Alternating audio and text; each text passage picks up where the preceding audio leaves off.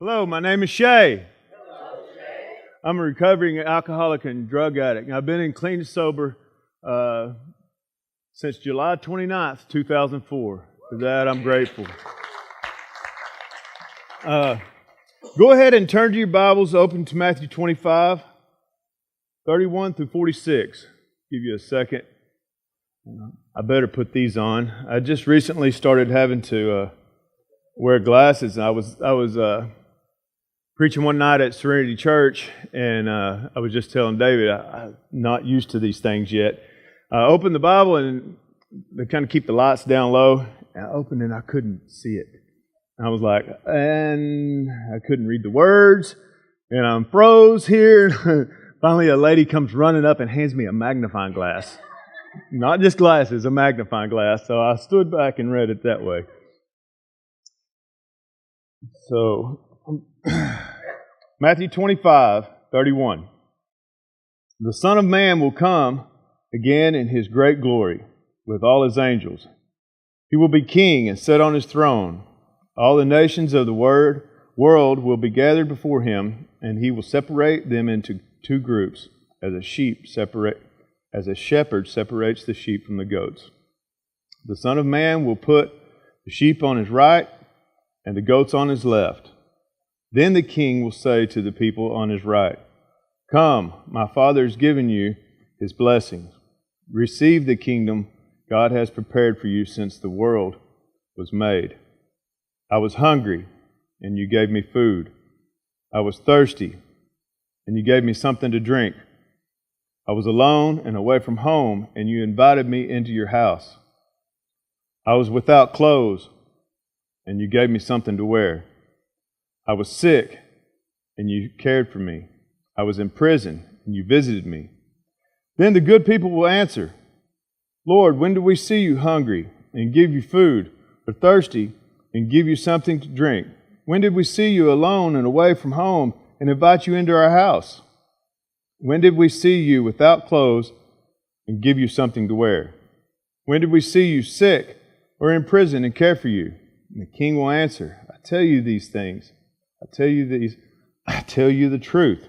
Anything you did for even the least of my people here, you also did for me." Then the King will say to those on His left, "Go away from me. You will be punished. Go into the fire that burns forever, that was prepared for the devil and his angels. I was hungry, and you gave me nothing to eat. I was thirsty, and you gave me nothing to drink. I was alone and away from home, and you did not invite me into your house. I was without clothes, and you gave me nothing to wear.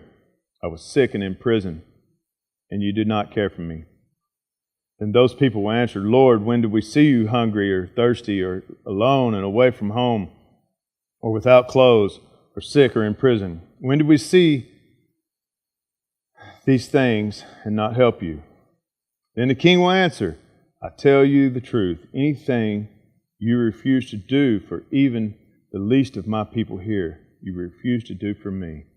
These people will go off to be punished forever, but the good people will go to live forever." Amen. So I want to tell you just a little bit about myself. A lot of you guys, most of you don't know who I am, and just this guy that David's met, and so I need to kind of solidify myself and tell you a little bit about myself. From a goat to a sheep.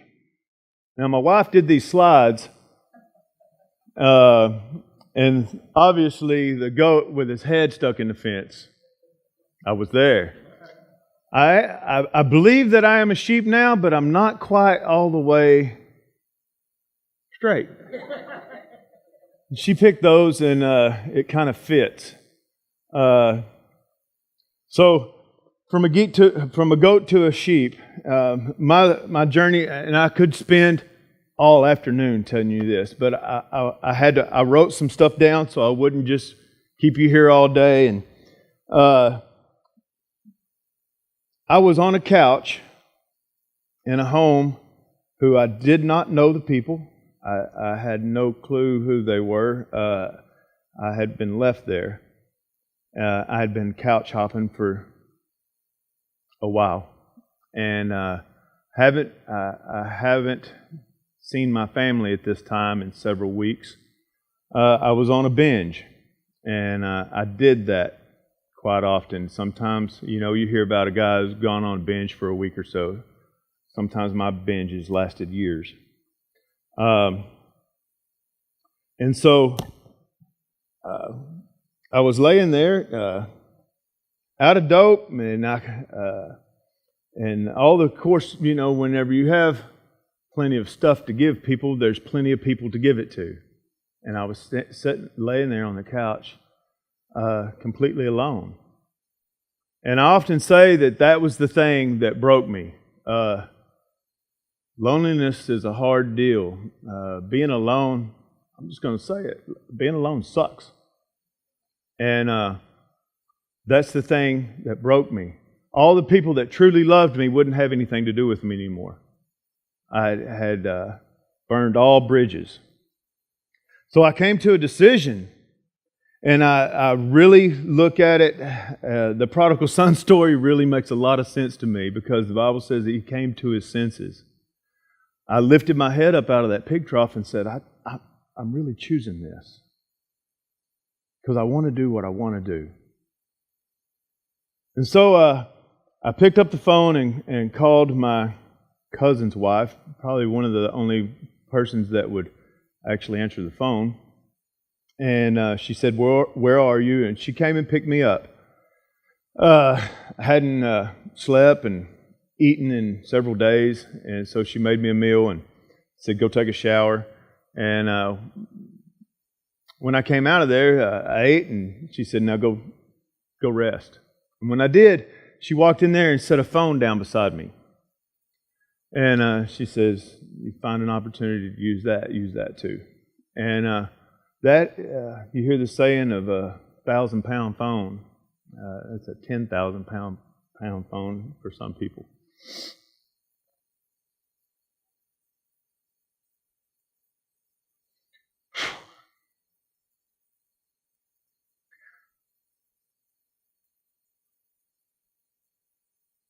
I picked up that phone and called my wife.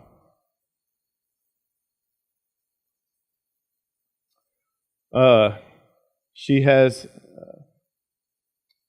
some of the story that she may say today, I don't know, but I picked up the phone to call her, and it was the first time that I had called her and wasn't just trying to manipulate her or get back or whatever. I legitimately said, I need help, which is something she had never heard. People had come to me asking me to go to rehab and different things, and I would just slap the papers out of their hands. And I looked at myself to be one of those guys that was going to be 75 years old sitting on a front porch smoking a joint. Just what my life was going to be. And I was okay with that until I wasn't. She took me to the hospital. We were on the way to the hospital, and I said, why are we going to the hospital? And she says, well, you're sick. And I said, I feel fine. She goes, oh, no, you're sick. We're going to the hospital. And I don't remember a whole lot about it. She says that I didn't go right in, that we walked around the hospital several times before I made the decision to go in. I don't remember the doctor that saw me. I barely remember the ambulance ride. And I spent several days in detox. Coming out of detox, I had no clue what to do. Oddly enough, I have a sister-in-law that I didn't know was in recovery. And she, when Trina came to pick me up out of the detox, my sister-in-law and brother-in-law who lived in the colony at the time, we lived in Cleburne. And so we went, and she picked me up there, and we went to where our kids were in the colony. And my sister-in-law said, I need to talk to you. I want to talk to you. And we went to the back room, and she said, I'm just like you. She says, but I've been in recovery. I've been going to AA and NA and different things like that, and it seemed to help. I'd like to take you to a meeting. So I did. I said, I surrender. I'll do anything. Obviously, either I'm going to die or change. That was my choices.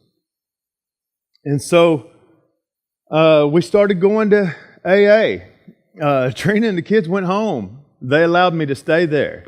They allowed me to stay with them, and I continued to go to AA every day and learn more. But sitting there, AA is a really God-centered program. It gets kind of a rap about, you're not supposed to mention Jesus Christ in there. And at first, it really bothered me. But I understand why now, because so it'll be open to anyone who believes or don't believe to get the help. So I was going every day, but every single day, within that first month, we would pass this church. And I grew up in church. My dad was a deacon, elder. My brother was a song leader. My uncle was a preacher. My mom's a Sunday school teacher. I grew up around it. I've been to church drunk and high because it was just the thing that I had to do. So I knew about church, and church didn't help me. I went to church drunk. Why? If just get God in your life was going to do it, why didn't that work? So I didn't want to have anything to do with church. This AA thing, this recovery thing that I'm doing, I'm staying sober, I'm staying clean, and I'm going to hang on to that for a while. But we would pass this church. And every time we'd pass it, it was on the way to AA, and I'd look over there and I'd fight the urge. One Sunday morning, on Sunday mornings, it's God meetings, and I was sitting there and I expressed that every single time I pass this church, I get this pull that I'm supposed to go there, but I'm fighting it. I don't want to be a part of organized religion or anything like that, and I just don't want to go. But about that time, there was a couple of guys that stood up in the meeting, and they were going out the door, and they said, "Hey, come on." And I was like, "What?" They said, "We're going to church." And I said, "Y'all go ahead. I'm not going. Go on." And then Shauna, I wasn't even driving then. Didn't have a driver's license. And Shauna came and picked me up, my sister-in-law. And we were going by that church again. And I said, "Just pull over." She goes, "What?" I said, "Pull over and take me into that parking lot." And at that time, she didn't want to get any church on her either. And so she rolled down to about 30 and whipped the door open, and I rolled out. She didn't want to have anything to do with church either at that point. Since then, she has grown to love the church and Jesus Christ. So I walk into this church, looking just about like I do now. I may look a little bit better. It's upper class suburban church. And I opened the doors, and of course, church service already going. I opened the doors just like these doors and walk in, and everybody turns to see who just opened the doors in the middle of church service. Well, it's me. And I find me a seat right on the back. And oddly enough, I look up front, and those two guys that just left the AA group were sitting up here, and they looked back and said, "Come up here with us." I said, "No. I'm staying here. I need to make a quick exit."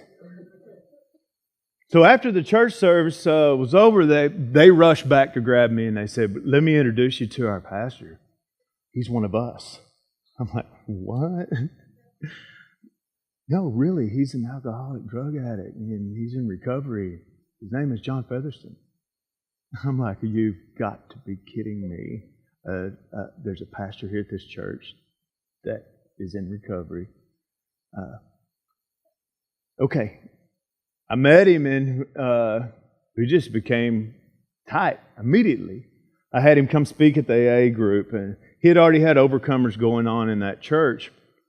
And he spoke at the AA group, and the very next week, the we had to move out of his office because there were so many people, because it's just odd to have a pastor that will stand up and say, I'm a drug addict and alcoholic, I love Jesus Christ, and I'm here to help people. It just don't happen, you know. For someone to be open like that about their life, it's a scary thing. But I firmly believe that God directed me to that church. Out of all the churches around, I happened to walk into a church where the guy standing in front is in recovery. Okay, now he wasn't preaching recovery to this church. He was. They didn't know it. I could sit in the congregation and go, he's talking about step 2. He's talking about step 3. He's talking about step 4 and 5. You know, but they didn't know that. You know, that was really funny. So after a little while, with all the folks that started coming from AA and NA and these different recovery groups around town, John pulled me aside one day and he said, let's go have lunch. And he goes, it's time. And I said, time for what? And he always does me this way. I said, time for what? He goes, I'm fixing to resign. I said, what? You're going to resign? What are you going to do? He goes, we're going to start a recovery church, and I need you to help me. I said, well, I'm in. I'm down with that. And so 2006, Serenity Church was born and planted. A little bit later, I noticed that there was a group of kids that would just hang around because the adults had their overcomers meetings after the church service, and there was a gaggle of kids that didn't have a place to be. They weren't elementary. They were junior high and high school kids. And so I asked if I could spend time with those guys. Started out with 3. And within about 4 years, that youth group had grown to over 40, 45 sometimes. You know, we would take 4 or 5 mission trips a year. I would talk to other youth pastors, and we'd have little lunches and stuff like that, and talk about their mission trips and stuff. And they would say, well, how many mission trips are you doing this year? And most of them would say 1, and I'd say 5, and they went, you're insane. I said, well, anything worth doing is worth overdoing. I've lived that my whole life. And so we did a lock-in every 3rd week. And so we really concentrated on teaching the youth service work and serving others. Our church really started becoming focused more on our youth and the programs there than on what our real mission was. And so Serenity Church Metro, the idea. John came to me and said that he had had a meeting with the director, at the time the director, now he's CEO, Austin Bonds, and said, we have this idea that Metro Relief is doing a real good job. And what Metro Relief is, an organization, they have some buses and they go out and feed the homeless, cut a big hole in the side of a bus and make a window in it, and a pit where you stand down and you're eye to eye with the people on the street. Cambros of soup, hot soup, is served out of the window. And volunteers come out on the bus and they mingle and talk and just form relationships with people who don't have any relationships with anyone else, because it's all a hustle out there. Get what you can get, take and steal and lie and cheat and all that kind of stuff. For these people to talk to someone who's not trying to get over on them is a rarity, you know. So they welcome. A lot of times at first they're a little apprehensive, but after a while they become friends. And the consistency of going out, they start to trust you. And then once they start to trust you, then that's when you can really help. So John and Austin sat down together, and Austin came to John with this and said, here's the deal. We're doing a really good job at feeding folks, and we're talking to them about Jesus and all that kind of stuff. He said, but there's a couple of things that keeps people blocked off from Jesus Christ. They ain't hearing it. They're not hearing it if they're hungry. They're wanting something to eat. They need to fill their stomach. And Metro Leaf said, well, we're doing a real good job of that.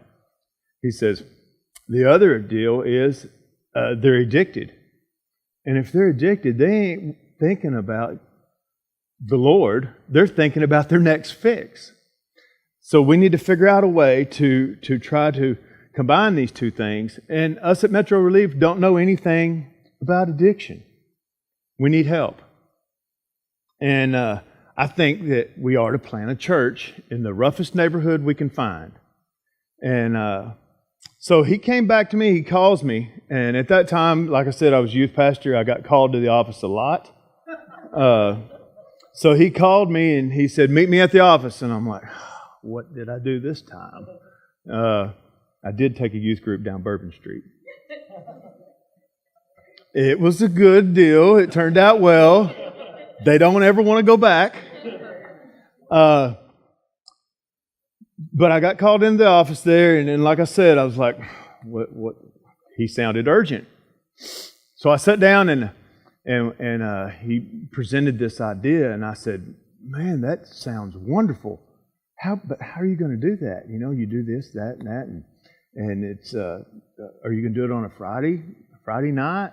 No, we don't want to be down there at night. Friday morning, Sunday morning? He goes, I'm not. I said, well, how's it going to happen? He goes, you're going to do it. I said, oh, wait a minute. You know the story of Moses, right? I'm not your guy. I don't know anything about planting a church. I don't know anything about all that. I'm not your guy. No is not an option. So we put together what we thought might work down there, and the only blueprint I had was Serenity Church in the colony, an urban church. No. We immediately had to start making changes. One of the things that immediately started happening is we found out that these folks are not going to sit through an hour-long meeting. We condensed our meetings down. We offer a recovery meeting. We condensed our meetings down to only 30 minutes. The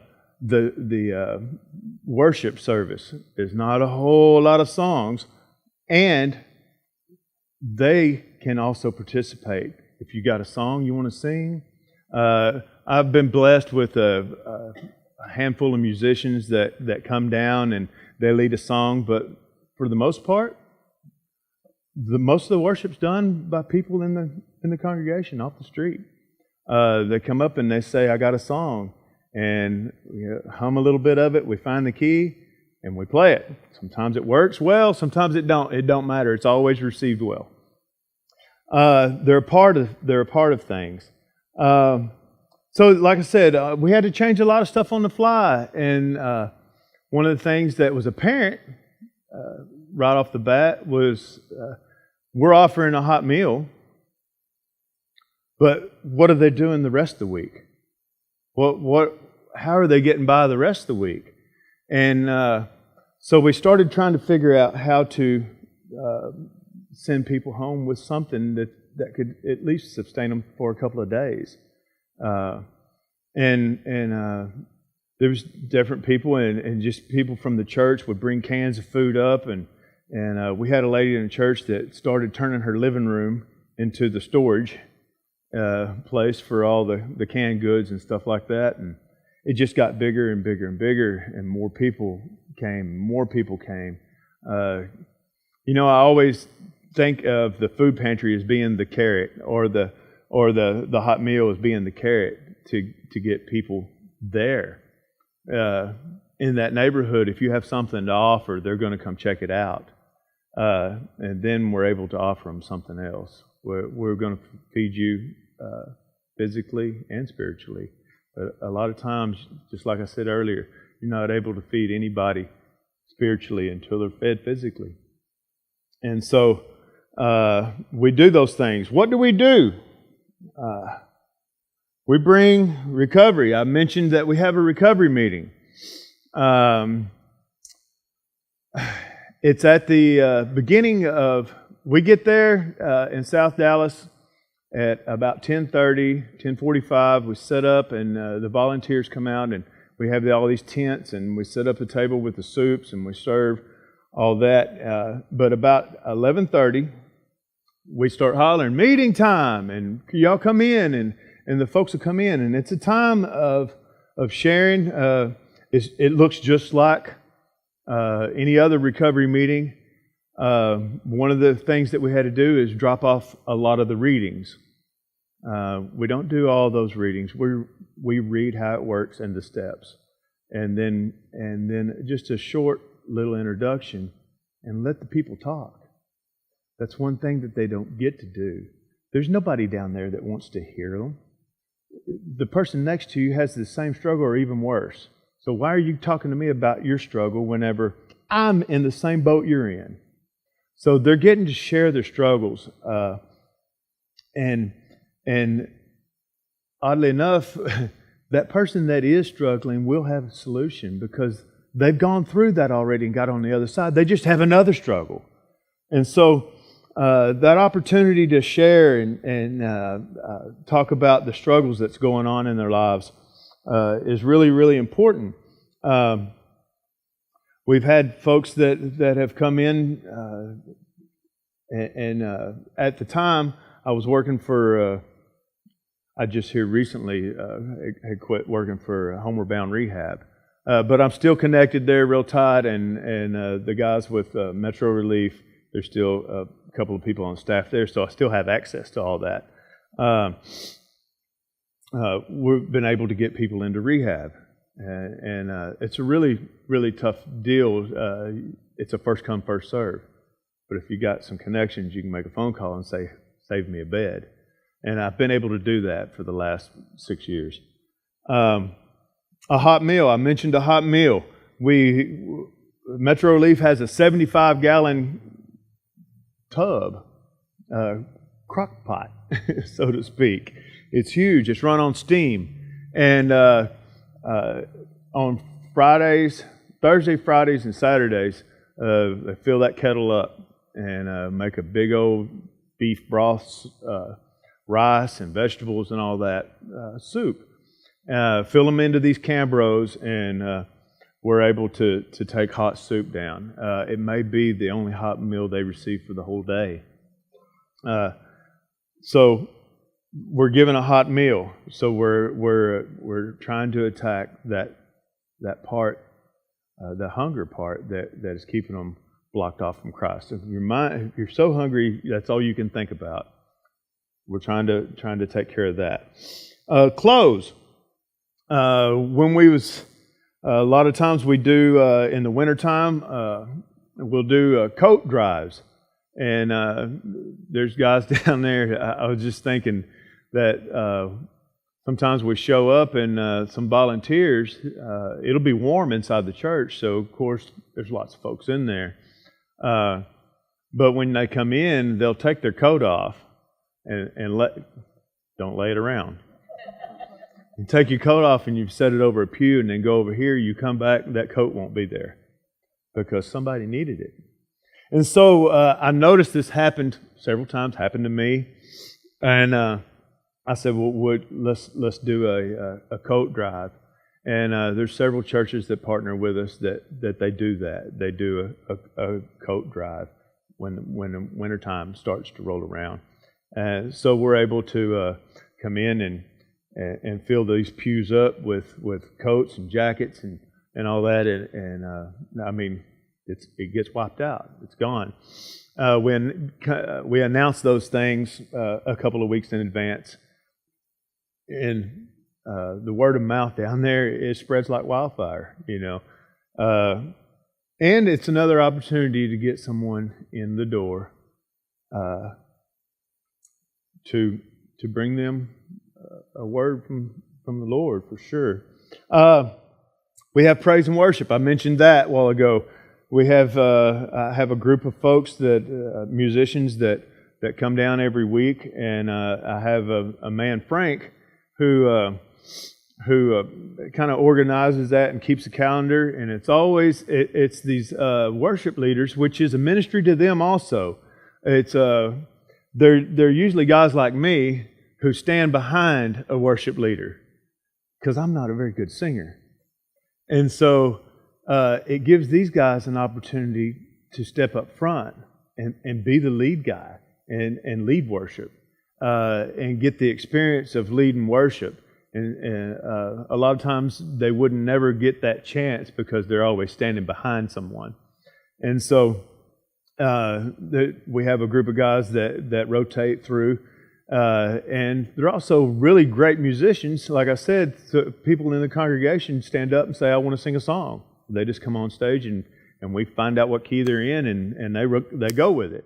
So the praise and worship is really cool. It's not your normal praise and worship by any means. Then we have the sermon. We have the Word. I was blessed with a man, Stephen Romo. He came to us when we lost one of our drummers about 7 years ago, and it was about the time that John came to me and asked me to plant this church. And he had already been preaching in prisons and in homeless shelters around Dallas and Fort Worth. And he asked me, this Serenity Church Metro was still all in the planning stage, and I don't want to preach. I'm getting okay with it now. I went to a pastor's conference and the dude talking was like, oh, there's pastors out here that are arguing with God about something. And I was like, oh man, here we go. And my deal is arguing with God. He would present these opportunities for me to speak and preach and stuff, and I would say no, I don't preach and all that. And after I heard that, he said, you're arguing with God, you're going to lose. Period. If you don't do it, you're missing out. And if you do, he won. And so I said, God's winning anyway, and I want to follow His direction. He's never led me wrong. And so from here on out, I'm going to say yes. And it's funny how God works. For the next two months, I was every Sunday morning at a different church. He blasted open the door for that. But Stephen, he asked me to come hear him speak at a homeless shelter in Dallas, and he delivered a word that was just on point. I mean, it was exactly what these guys need to hear. And I heard God say, that's your guy. That's your guy. I try to do everything myself, and I've learned how to delegate. And so he said, that's your guy, that's the dude that needs to preach. And that's what Stephen does. He don't do anything else. He prepares his word. He works a normal job, 40 hours during the week. And so for him to write a sermon and preach every Saturday, that's a big deal. I don't even ask anything else from him because I love that he does that. And so God sent me my errand. I needed someone to speak for me. And He obliged me that way. I want to show you some pictures of some people that I call family now. People that Serenity Church Metro has helped. This is Charlton. David met Charlton yesterday. And Charlton, he'd come in and look really, really rough. He kind of looks rough anyway. He's lived a hard life. But that first picture was before he got sober. He came in, walked into the church, and he said, I heard that you can get me some help. He said, I've been smoking crack every day for years, and I want to give this a shot. The rehab is closed on Sunday, so Monday morning I drove back to his house and picked him up. We're loading up his bags and stuff, and he did 28 days in the Homeward Bound rehab, and this is what he looks like. This was after he got out. Different guy.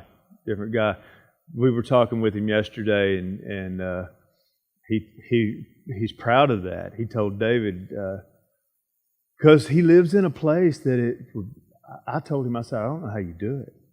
I don't know how you remain sober living where you live. And he told David yesterday, it's 5.5 years? Yeah. 5.5 years of sobriety, living in that. So he's strong in his recovery. This is Fran. Fran used to be the woman who stood across the street and smoking cigarettes and felt that she wasn't good enough to even stand on the property. When I was taking Charlton, when I went to pick him up, we were coming out and I was holding his bags and putting his bags in the car, and Fran come walking up and said, "What are you doing? What are you doing? Charlton, what are you doing?" Charlton says, "I'm going to rehab, man. I'm not going to deal with this anymore. I got to get right." And she just kind of looked at him and shook her head and walked back off. The very next Saturday, this woman that would not come into the church walked through the front door, and she walked right down the middle of the aisle, right in the middle of Overcomers. I was standing there presenting the topic, and she says, "You know, you took Charlton to rehab this week. Can you do that for me?" And this lady has been on heroin since she was 12. Since she was 12 years old. She said, "Can you do that for me?" I said, "Yes, ma'am." She said, "Okay, well, I'm not going to touch it again until you come pick me up." That's a scary thought. If you're used to doing it every single day, your body's going to react. By Monday, I went to pick her up, and she was a mess. Curled up, body completely hurting and everything. I had to pick her up and carry her to the car. This is a picture of Fran now. It was this winter. This picture was actually taken at Serenity Church in a colony. She came home with us. She spent time at my house, sleeping on my couch. And there was a couple at our church that she lived with for about a year. And she has roots in South Dallas, so she couldn't stay away. And so she's gone back into South Dallas. But what she does now is she shows up for the food pantry and church service and gathers up boxes of groceries and takes to folks that can't get out. They're in wheelchairs or whatever, are crippled and can't make it. So she'll gather up. She's rude about it. "Those are mine. Nobody touch them." And really, if you leave it laying around, somebody's going to get it because it's a game. It's a hustle, man. Get all you can get because it won't be there any longer, and or even in an hour. And so she gathers up boxes of groceries and stuff and delivers it and gets rides from people. "Can you give me a ride?" And it was funny last week. In Dallas, they have these bicycles. Y'all have seen that on the news. They're everywhere. And there's guys that roll up on those bicycles and everything. And I'll ask them, "What's it cost to ride one of these?" And they go, "I didn't pay anything." They break the card reader off of them and ride them around. But I call them out on it. And I said, "Man, I didn't know you had a credit card. You could run that." And but that's as far as I take it. I don't mess with them too bad. This guy here, his name is Lincoln, and he came into our church a couple years ago. This is an older picture. And he came in during a meeting, and he was sitting there talking about his drug addiction, and he was active. I'm active in a drug addiction. I heard this is a place that's going to show me how to stop doing that. I want to know everything about it. Give me a big book, give me the Bible, give me any kind of recovery stuff that you got. He was a real intellectual guy. He's over 65. He's 65 years old. But smoking crack and drinking. And homeless for a little bit of that time. But when you heard him talk, you knew this guy had some education somewhere, you know. And so he took those books that I gave him and dove into it. And he would call me almost every day.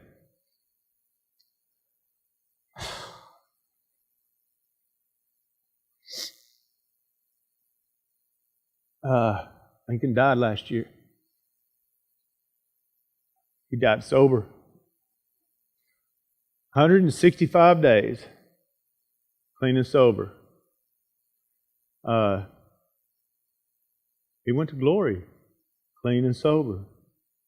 And he got to live those last few months of his life knowing where he was going. And it was a real positive thing. I mentioned praise and worship. That's Taylor. She's going to sing every chance she gets. And she doesn't want anybody to back her up. It's a cappella. Every time she's autistic. And every Saturday, I'm going to do a song. Okay. I don't need y'all to play. Okay.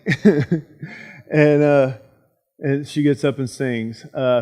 This lower picture is showing 1, 2, 3, at least 4 of the guys that come down to help lead worship, and then that's Charles that's up there singing, and he's just a guy from the neighborhood, and loves to get up and lead a song.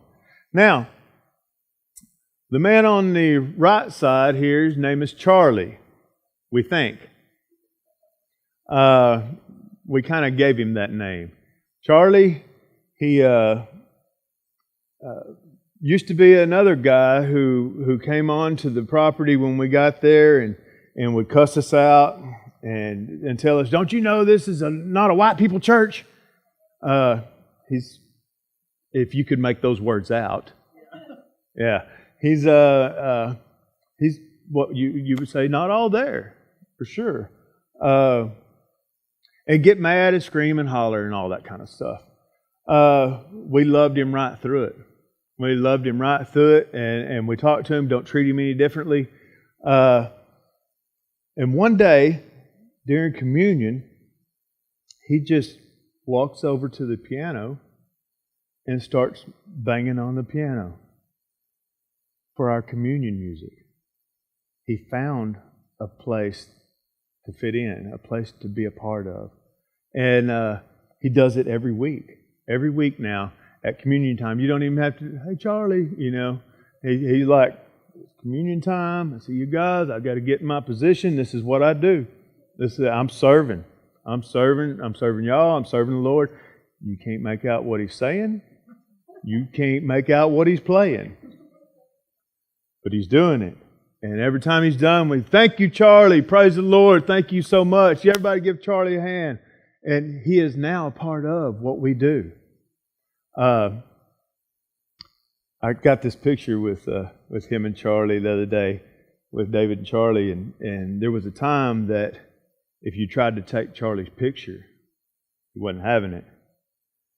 When I asked him to take a picture with you, he jumped right up there and smiled and said some stuff we couldn't understand, and we had a great time. We have a great time with Charlie. He's a major part of what we do. I'm not done talking about Charlie yet. I heard some stories about him. I heard that he used to be a history teacher, and lost his mind somewhere along the way, He has family in that neighborhood, but they won't let him stay. They won't let him in the house. He has different places that he sleeps, but from what I understand, there is a family that his family that lets him sleep in the backyard. In the dead of summer, Charlie will wear 15 coats and a raincoat and a toboggan and smell real bad. We love him. These people sometimes didn't get there on their own accord by choosing to do drugs or live in a way that got them in that position. Sometimes it's a mental deal and they can't help it. And they don't have family that can deal with that. And so then you have Charlie. And the only time that Charlie feels like he's wanted or loved by anyone is on Saturday morning. Most of the time, people push Charlie away or run the other direction. That's why he acts the way he does. So, how can we get involved? Ways to get involved. First and foremost, pray for Serenity Church. Pray for Serenity Church Metro. Me and my dad talk about this all the time, and you hear people go, "Oh no, all is lost. All we can do now is pray." Why is that not the first thing you're doing? That's the best thing that you can do. Why do you wait till all is lost? So pray. Pray for us. Pray that this movement keeps happening, and we keep connecting with people, and people still keep getting off drugs and alcohol, and people are getting housing, and people are getting what they need throughout the week to eat and some clothes to wear. How does that happen? By volunteers. Show up and volunteer. Come out and meet these people. Go to church with somebody that you would never go to church with. Sit next to somebody in church that you just normally would not sit next to. You will make a difference in their life. And guess what? There'll be a difference in yours too. I guarantee it. Give. We have churches that give. I mentioned the coats. We have churches that give cases of water. They do water drives and cases of water, and just if there's an opportunity to give what you can. Everything helps. What does Serenity Church Metro offer you? You know, in the beginning I read in Matthew 25, and it gave us a list of things that the Lord asked us to do. And then it gave a list of things that some people didn't do. I want to be a sheep. That's what He asked me to do. I was a goat. I had my head stuck in a fence, and I was the only one I was worried about. But through Serenity Church Metro, I get to be a sheep. I get to live out Matthew 25. And I would like to present that opportunity to you guys. I have a couple of guys that have, I can't remember who I gave them to. Okay, cool. They remember. It's got my card on it. It has the address to the church. The address is up here. It meets every Saturday morning at 10:30 at 2308 Cooper Drive. If you do want to meet at Metro Relief in the Colony, sometimes all we have is a Suburban, and it holds 9 people if I break the law. I'm not used to, I've been known to do. But a lot of times it's you can just caravan down, but we do a devotion, and you get to be a part of making the soup and putting everything together there. But you can do like David did yesterday and just meet us there. Meet us there. The card has my number on it, has the address of the church, all those good things. Like I said, take the opportunity to go to church with someone you would not ever normally go to church with. I would never have pictured myself sitting in a pew next to Fran. I never pictured myself sitting in a pew next to Charlie. any of those guys. God's placed me there, and I benefit from it. I want to introduce you to my wife, Trina. Whew. Her and Jesus Christ is the reason I'm alive.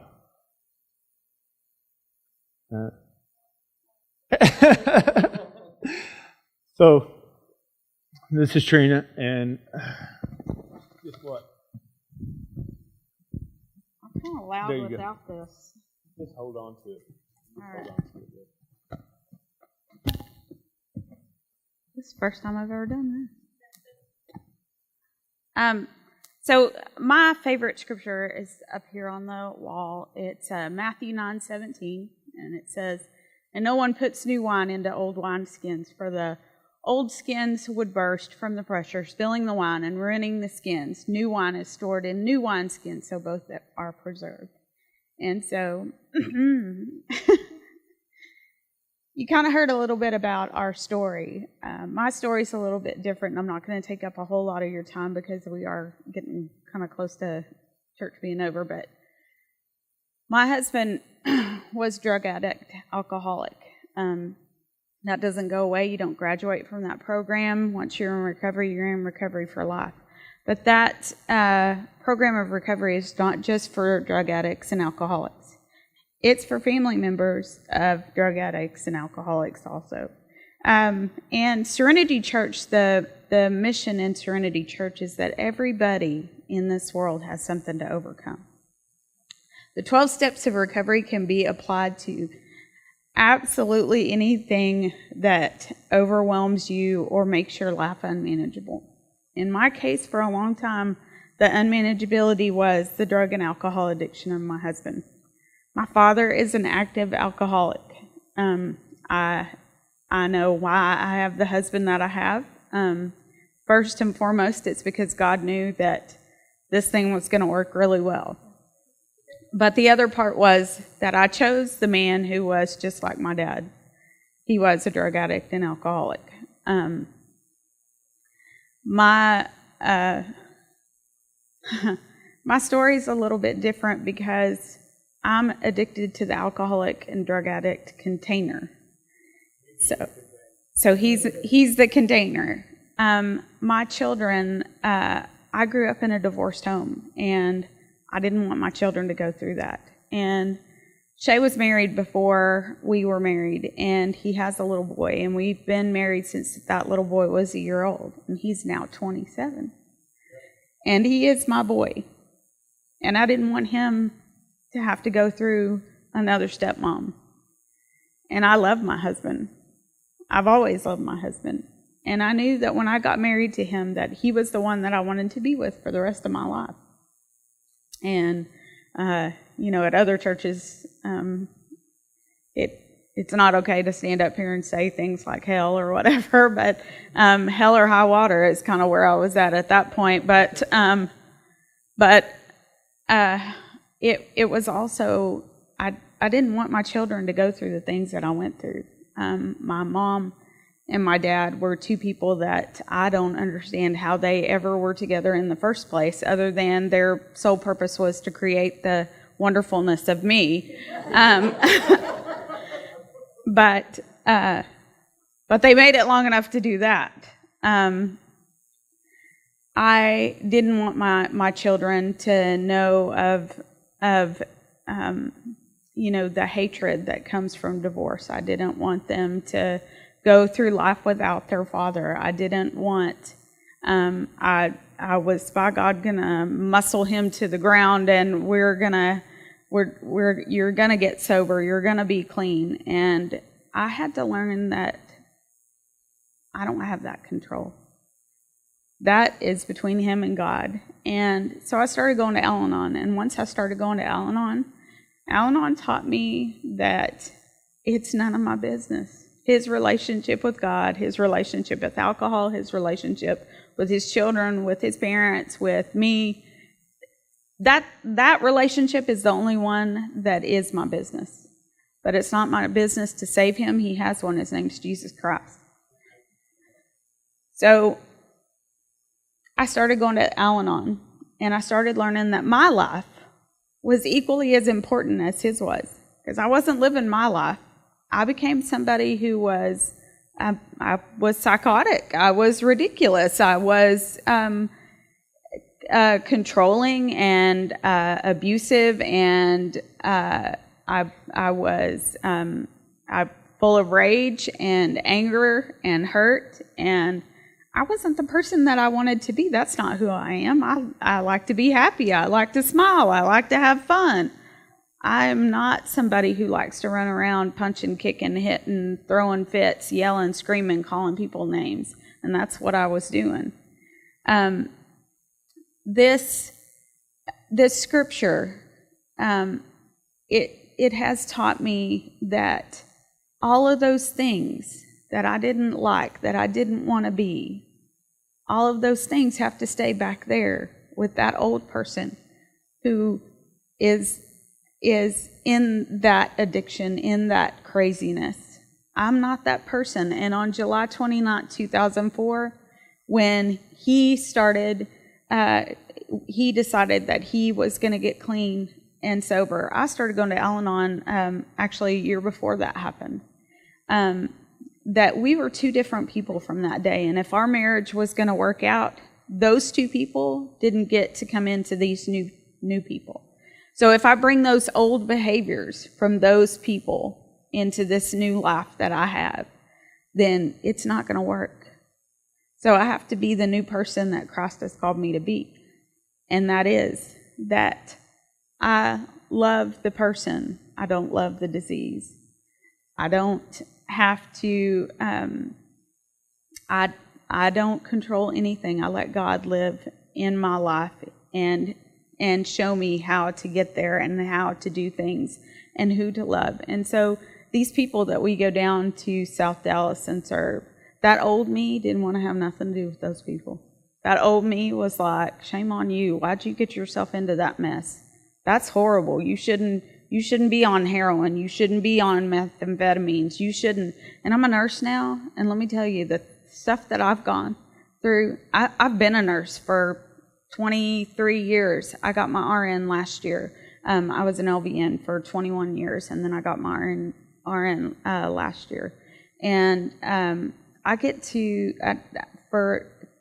when I was first in nursing and taking care of my patients, I had that, that thought of, well, you're laying here in this bed addicted to these drugs, and, like, what are your family, your poor families out there and just having to take care of you and stuff. And, I help women deliver babies and stuff, and that has helped me to help them. I prayed the other day. I had a patient the other day that she tested positive for methamphetamines, and she was given birth that day, and CPS was going to come in, and I prayed with her. I was able to pray with her.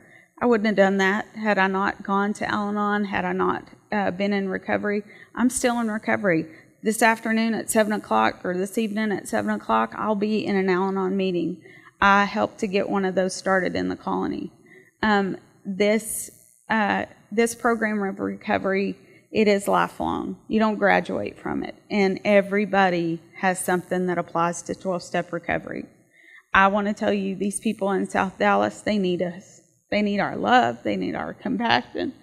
They need to know that somebody cares. And somebody does. That's all I got.